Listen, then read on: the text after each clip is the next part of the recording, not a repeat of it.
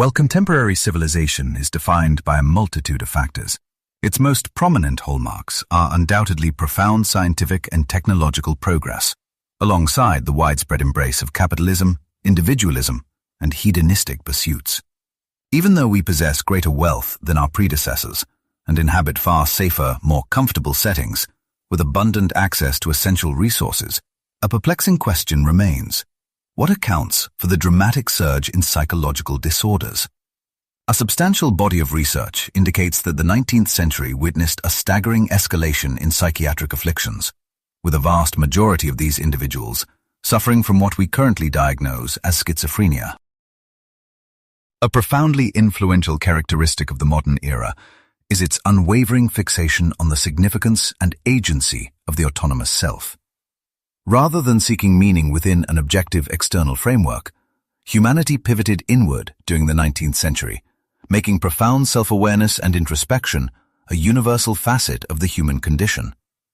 Consequently, Western civilization became heavily steeped in individualism, subjectivism, and relativism, giving birth to the quintessential archetype of our time, the psychological man, a figure entirely consumed by the pursuit of mastering his own internal landscape.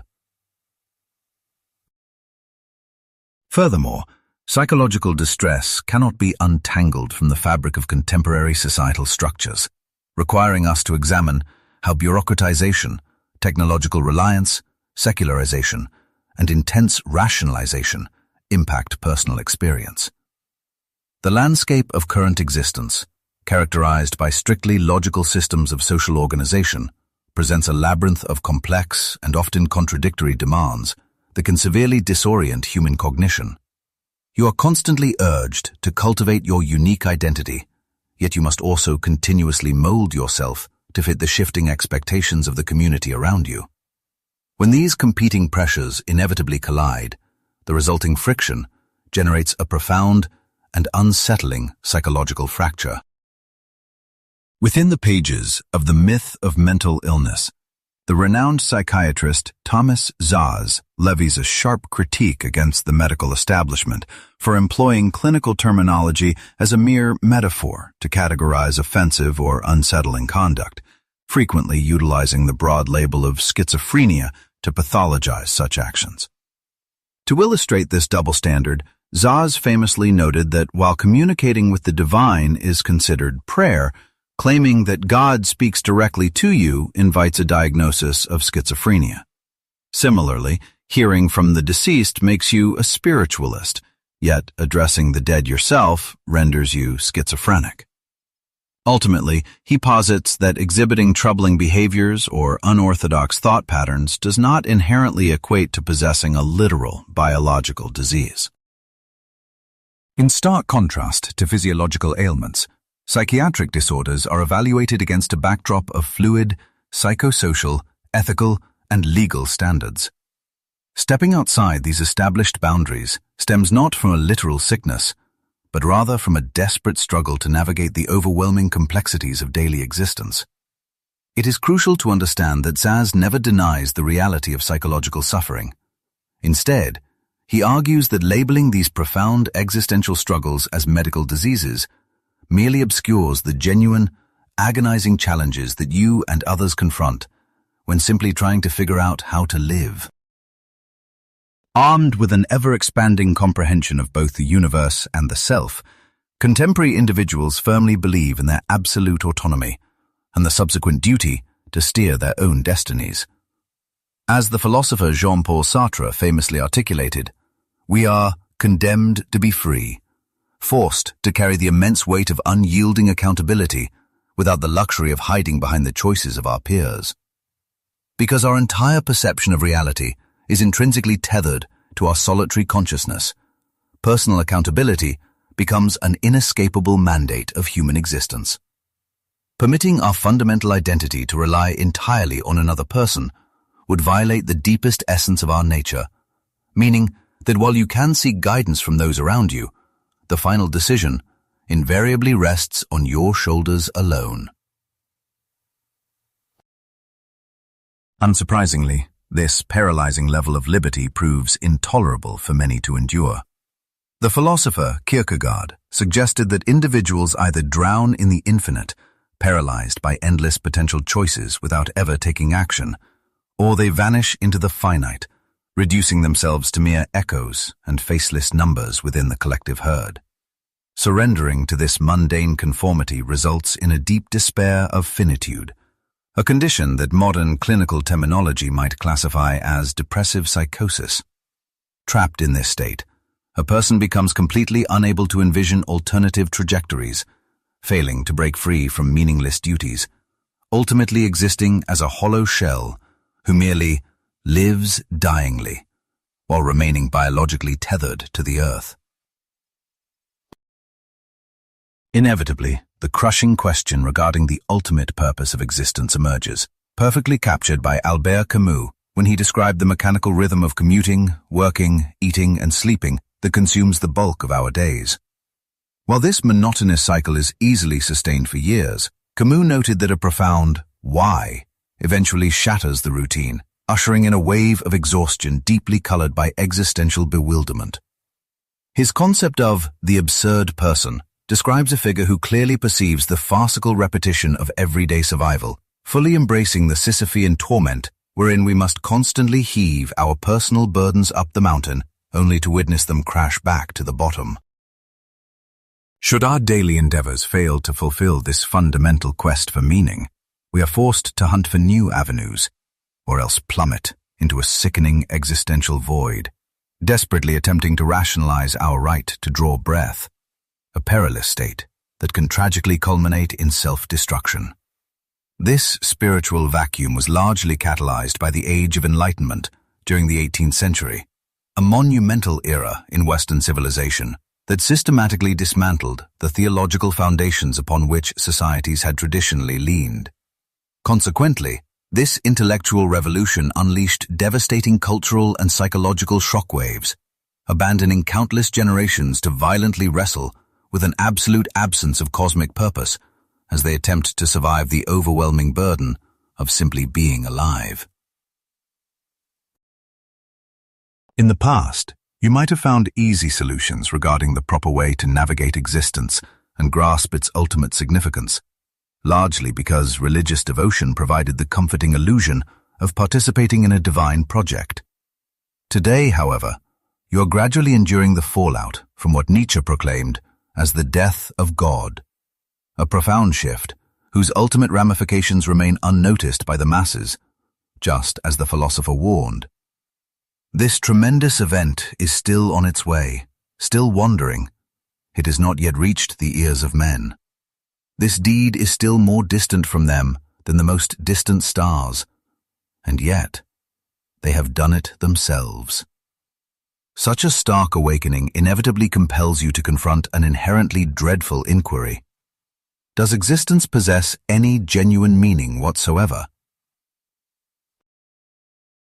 Navigating the contemporary era often leaves you feeling profoundly lost, stripped of any clear direction regarding your personal destiny.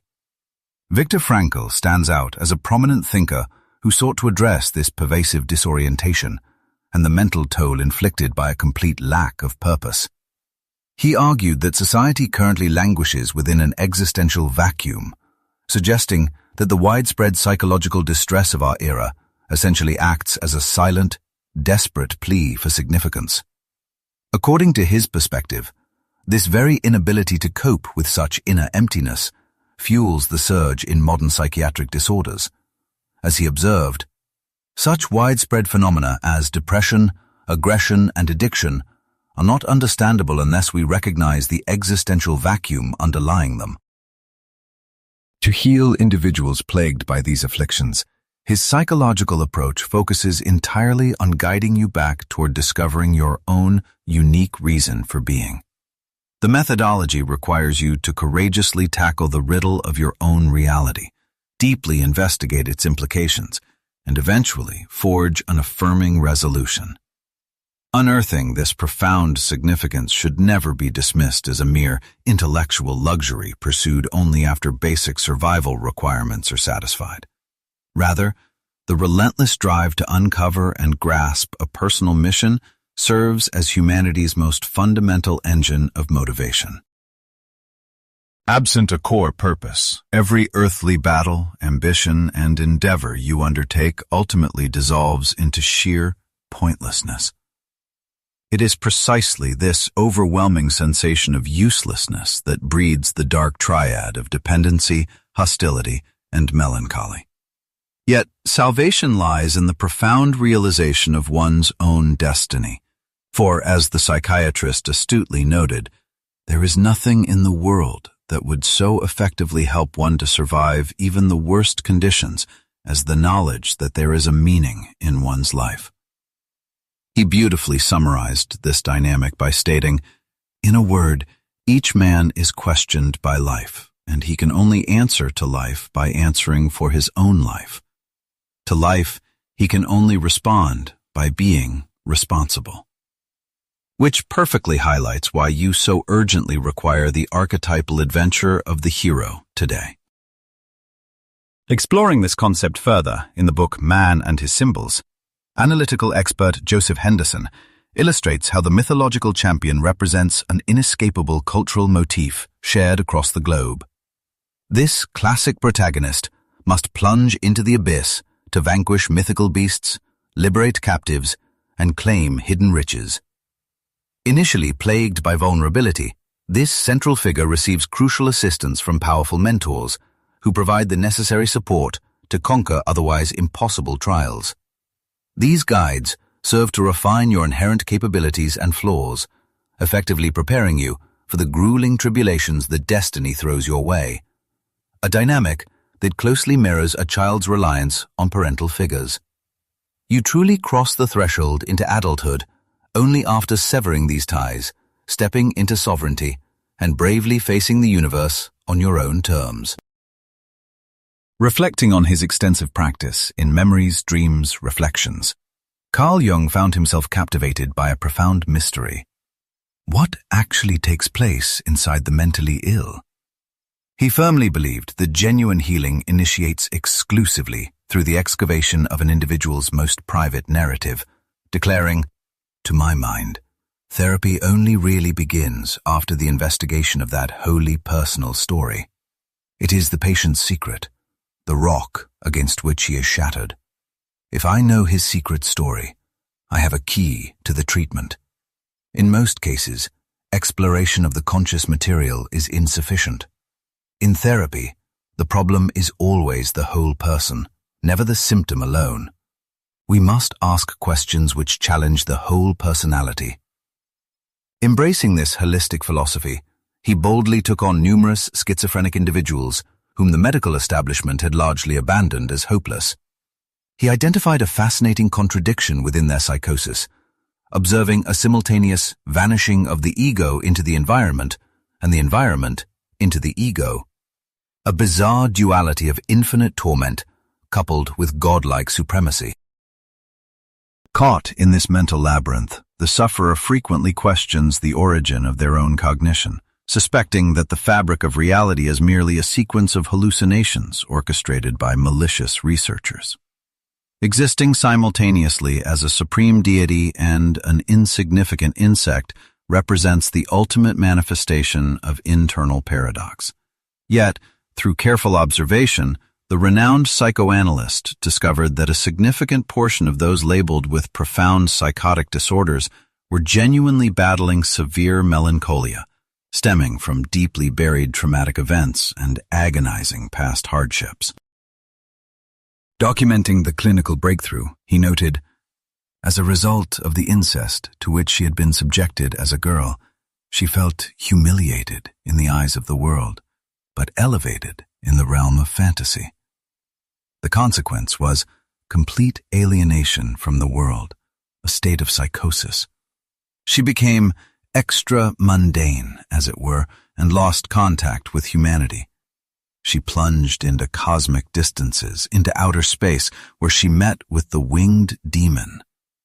By telling me her story, she had, in a sense, betrayed the demon and attached herself to an earthly human being. Thereafter, I regarded the sufferings of the mentally ill in a different light, for I had gained insight into the richness and importance of the inner experiences." This fundamental need for anchoring and connection is beautifully echoed in the literary work Tribe, where author Sebastian Junger contends that our species possesses an ancient, inescapable drive to integrate into tight-knit communities. Historically, immersing yourself within such communal structures naturally supplied the vital sense of direction and comprehension that modern society so often lacks. Today, the profound bonds of communal living have been thoroughly erased from our contemporary world. Throughout historical conflicts with Native American populations, numerous European colonists found themselves captured and integrated into indigenous communities. When presented with the opportunity to flee back to their own civilization, a significant portion actively declined, choosing the simplicity of indigenous life over the complexities of their original culture. Conversely, there are virtually no historical accounts of indigenous individuals voluntarily abandoning their communities to permanently embrace Western civilization. From a biological standpoint, you are fundamentally wired to thrive within mutually reliant collectives, a trait essential for your enduring survival. This inherent interdependence naturally fosters a deeply egalitarian structure, where every individual fulfills a crucial function for the benefit of the whole. To sustain themselves, these indigenous groups typically labor a mere 12 hours weekly, standing in stark contrast to the grueling 40-hour standard demanded by most industrialized nations. Their daily existence revolves around cooperative survival. They dedicate daylight hours to foraging and hunting together, gathering at dusk to equitably distribute the harvest. A widespread misconception persists that contemporary existence, driven by highly efficient technologies, grants you abundant recreational time. In reality, the absolute reverse reflects our current predicament. The modern human experience is largely defined by an inescapable treadmill of relentless labor and mounting financial burdens, systematically stripping away genuine personal liberty. While it is certainly plausible to claim that industrialization granted you an unprecedented level of individual autonomy unknown to early humans, this so-called liberation frequently mutates into profound isolation and psychological despair. Human biological evolution significantly lags behind the rapid transformation of our surroundings, meaning the monumental shifts brought by the agricultural and industrial revolutions have barely registered within our genetic makeup. Consequently, despite navigating incredibly intricate social structures, your fundamental neurological wiring remains identical to that of ancient hunter-gatherers. This evolutionary mismatch explains why you can find yourself immersed in a massive crowd today, while simultaneously enduring an agonizing sense of utter isolation. Such profound emotional detachment is a fundamentally novel phenomenon in the human narrative. Your physiological design demands integration into a tight-knit community where your specific contributions are deeply appreciated, and deprived of this essential network, countless individuals inevitably plunge into a void of existential emptiness. The pioneering sociologist Emil Durkheim originally documented the paradoxical psychological benefits that arise during periods of severe armed conflict. He observed a dramatic plunge in societal pathologies, noting significant decreases in self-inflicted fatalities, murders, and institutionalizations for psychiatric crises. A parallel phenomenon emerges amidst catastrophic environmental events, where individuals instinctively channel their collective efforts toward community preservation instead of personal gain. Severe hardship serves as a catalyst for profoundly collaborative behaviors, compelling you to shed selfish desires and risk everything for the collective good, thereby temporarily resurrecting the deeply unified social dynamics of our distant ancestors. The relentless march of progress has violently severed the fundamental interpersonal connections that have universally defined the human condition throughout history. Our contemporary focus on pursuing endless convenience inherently cultivates a culture of extreme self-centeredness and individualistic behavior. The staggering proliferation of psychological disorders today can be directly traced to this agonizing absence of the intimate, communal support systems that indigenous tribes naturally maintained. In this critical aspect of psychological survival, we desperately need to assimilate the enduring wisdom modeled by our prehistoric predecessors. The legendary psychiatrist Carl Jung famously observed that the fragile fate of our entire reality balances precariously upon the incredibly delicate nature of the human mind, identifying our own species as the ultimate threat to existence. He urgently cautioned that you remain dreadfully ignorant of your own subconscious depths, arguing that an over-reliance on pure logic has severed your vital connection to foundational, primal urges. This severe disconnect, Jung proposed, has fractured the collective consciousness of the industrialized world, plunging contemporary civilization into a metaphorical state of profound psychological fragmentation. He further explained that by aggressively eradicating what we casually dismiss as archaic superstitions, modern individuals have completely wiped out their profound spiritual foundations, leaving humanity terribly vulnerable to unseen psychological forces and trapped in an era of global moral disorientation. While the polished exterior of our contemporary environment appears completely scrubbed of any illogical or mystical influences, an honest examination of our psychological architecture exposes the enduring presence of ancient instincts that govern us exactly as they did millennia ago. You often find yourself feeling terrifyingly adrift within the vast universe, precisely because your profound, ancestral bond with the natural ecosystem has been completely severed. Whenever the sacred, metaphysical traditions of an indigenous culture collide with the overwhelming force of industrialization, the impacted population rapidly loses its existential purpose, leading to immediate structural collapse and catastrophic moral degradation. The cultural theorist Ernest Becker brilliantly highlighted this phenomenon, noting that anthropological records demonstrate how indigenous groups, upon losing faith in their cultural validity, will literally cease procreating or willingly perish from despair, right next to abundant food sources, proving that physical sustenance alone cannot sustain the human spirit. In stark contrast to the deeply integrated ancients, today's city dweller has utterly abandoned the sacred, almost magical communion with the surrounding flora and fauna that once defined our earthly existence. Although we have conquered incredible technological frontiers in the material realm, the internal landscape of the human soul remains dangerously brittle and completely shattered. A quintessential literary illustration of this profound cultural dissociation can be found in the classic tale of Dr. Jekyll and Mr. Hyde. Within that iconic narrative, the protagonist's severe psychological fracture manifests as a literal biological transformation, effectively mirroring the entirely invisible, internal psychological divisions that you battle within reality.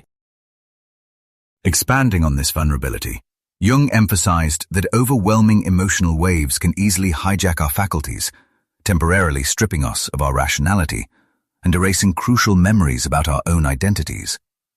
He highlighted that while we frequently boast about possessing immense willpower, genuine emotional regulation is an exceptionally scarce and extraordinary psychological triumph.